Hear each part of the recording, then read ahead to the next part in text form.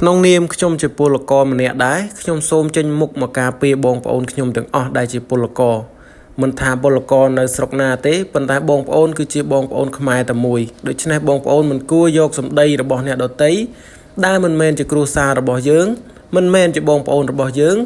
ហើយក៏មិនដែលជួយអ្វីយើងសំបីមួយរៀលមួយកាក់មួយសេនមានបងប្អូនមួយចំនួនគាត់មិនទាន់បែងចែកដាច់អំពីបងប្អូនគ្រួសារនិងខ្លួនឯងអ្នកខ្លះគាត់មិនទាន់ស្គាល់ខ្លួនឯងទៅគាត់ស្ដាប់តែពាក្យគេច្រើនពេកធ្វើឲ្យគាត់មានសម្ពាធខ្លាំងមែនទែនរហូតដល់គាត់ខ្ចីលុយកាក់គេដើម្បីទិញសម្ភារៈនិយមទៅបង្អួតអ្នកស្រុកឲ្យគេឃើញថាគាត់នឹងគឺមានប្រាក់កាសអីច្រើនចឹងទៅប៉ុន្តែនេះជាការយល់ខុសមួយដែលធ្វើឲ្យបងប្អូនពលករយើងជំពាក់បំណុលរហូតទៅដល់មានសម្ពាធនៅក្នុងការងារបន្ថែមទៀតធ្វើឲ្យគាត់គិតខ្លីដូច្នេះបងប្អូនបើសិនជាបងប្អូនជួបមនុស្សដែលមើលងាយយើងមិនគួរណាយករបស់ឬមួយក៏សម្ភារៈនិយមនឹងទៅបង្អួតគាត់នោះទេអ្វីដែលយើងធ្វើគឺគួរតែសន្សំលុយកាក់ទុកបំរុងពេលយើងឈឺស្កាត់និងជួយទៅដល់គ្រួសារយើងហើយទុកសម្រាប់អនាគតរបស់យើងគួរតែដឹងថាយើងគួរធ្វើអ្វីពេលដែលយើងទៅវិញមិនថាមុខរបរអីទេឲ្យតែយើងអាចរកប្រាក់ចំណូលបានហើយលុយដែលយើងរកបានគឺយើងត្រូវទុកនឹងខ្លួនដើម្បីការពារថ្ងៃណាមានអាសន្នអន់ក្រគឺយើងមានលុយកាក់នៅជាប់នឹងខ្លួនកុំឲ្យដូចជាមិត្តភ័ក្តិរបស់ខ្ញុំសូមអធិស្ឋានផងដែលខ្ញុំលើកយកប្រធានបទរបស់មិត្តភ័ក្តិខ្ញុំមកនិយាយប៉ុន្តែជាក់ស្ដែងគឺគាត់មកពីអាណត្តិហើយគាត់បានធ្វើការសំណងទៀតបងប្អូនដឹងថាប្រាក់ខែគាត់ច្រើនប៉ុន្តែជាក់ស្ដែងគឺគាត់អត់សល់លុយទេបងប្អូនណាទី1នេះគឺគាត់ហឺហាចាយដើម្បីយកទៅប៉ាវមិត្តភ័ក្តិជាដើមហើយមិត្តភ័ក្តិមួយចំនួននោះគឺគេមិនបានរាប់អានយើងដោយសារតែយើងជាមនុស្សល្អនោះទេគេរាប់អានយើងដោយសារតែយើងគឺជាមនុស្សចិត្តទូលាយនៅពេលដែលទិញឬមួយក៏ហូបអីមួយគឺតែងតែប៉ាវពួកគាត់អញ្ចឹងទៅនេះហើយជាមូលហេតុដែលគាត់មករាប់អានបងប្អូនខ្ញុំជឿថាបងប្អូនប្រហែលជាមានខ្លះដែរហើយប៉ុន្តែបើសិនជាបងប្អូនកំពុងតែមានបងប្អូនគួរតែជំរុះចោលខ្លះល្អដែរបើសិនជាមិត្តភ័ក្តិប្រភេទនេះខ្ញុំនិយាយមិនមែនឲ្យបងប្អូនបោះបង់មិត្តភ័ក្តិទេប៉ុន្តែជាក់ស្ដែងបទពិសោធន៍របស់ខ្ញុំក៏មានដែរពេលដែលខ្ញុំនៅធ្វើជាពលករគឺខ្ញុំ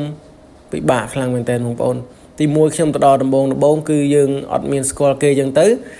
ពេលដែលយើងទៅជួបខ្មែរម្នាក់ចឹងទៅយើងគឺព្យាយាមទៅរាប់អានរាក់ទាក់គេខ្លាំងមែនទែនប៉ុន្តែជាក់ស្ដែងទៅគឺយើងគ្រាន់តែជាឈ្នន់របស់គេមួយទេបើសិនជាយើងជាមនុស្សចិត្តទលាយទៀតនោះគឺយើងកាន់តែផុងទៅក្នុងអន្លង់មួយថាអត់សល់ប្រាក់កាសដើម្បីផ្ញើមកផ្ទះហើយឥឡូវនេះគឺខ្ញុំបំបែប្រធានបទមកអ្នកដែលមើលងាយយើងវិញគឺជាក់ស្ដែងពួកគាត់នឹងទោះគាត់មិននិយាយពីយើងក៏គាត់និយាយពីអ្នកផ្សេងដែរអញ្ចឹងបងប្អូនឈប់មានការអន់សពុនចិត្តឬមួយក៏ខឹងពួកគាត់ទៀតទៅព្រោះអីការងាររបស់ពួកគាត់គឺ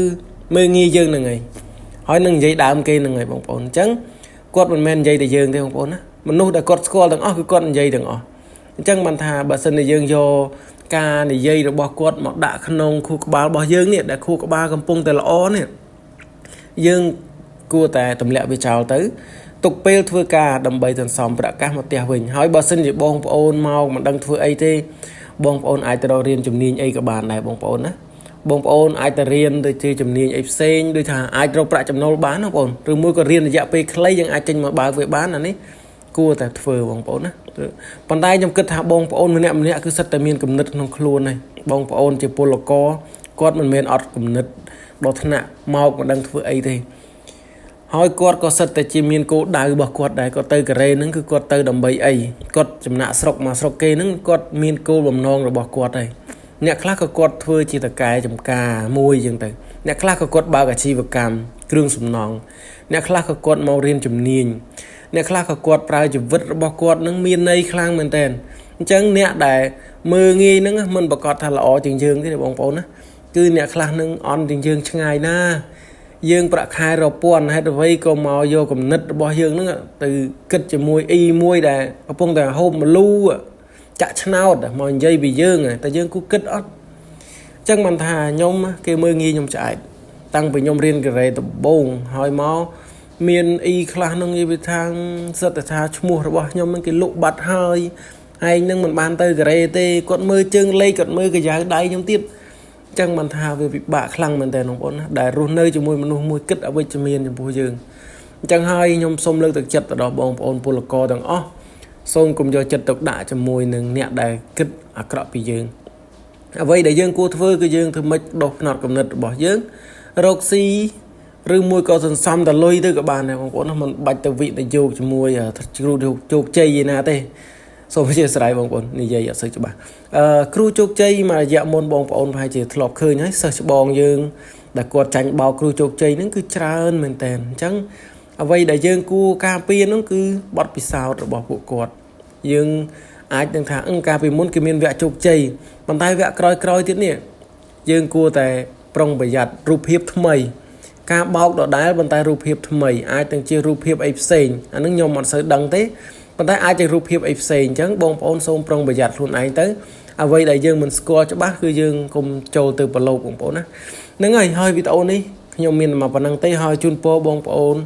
nơi sọc kế chụp tay sầm nàng lõ nâng rọc xi miền bàn đằng ở kia bằng đại hơi xôm bong ôn bật tôm lẹ ca kịch bong nè đã kịch ở với chữ miền của bố dưỡng không rọc lối sân xăm một nơi tè trường về nhung bố nó bạt xôm ở côn xôm chịu điệp liền